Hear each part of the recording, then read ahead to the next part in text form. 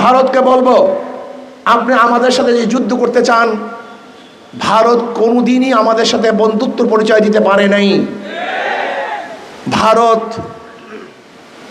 সে দেশের সংখ্যালঘুদের উপরে ভালো ব্যবহার করতে পারে নাই, তাদের সাথে ভালো আচরণ করতে পারে নাই, তাদের সাথে বৈষম্য দূর করতে পারে নাই।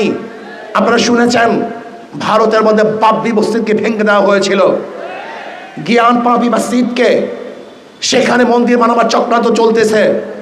ভারতের মধ্যে গরুর গোশত বহন করার অজুহাতে বহুত মুসলিমদেরকে হত্যা করা হয়েছে। আপনারা দেখেছেন কর্ণাটকে আমার বোন বোরখা পরে কলেজে যাওয়ার কারণে তাকে অপমান করা হয়েছে। আপনারা দেখেছেন হাজারো বোনদেরকে ভারতে ধর্ষণ করা হয়েছে, যেখানে সংখ্যালঘুরা ভারতের মধ্যে পার্সেন্টেজ অনুযায়ী এখনো চাকরি পাচ্ছে না, যেখানে মুসলমানদের পার্সেন্টেজ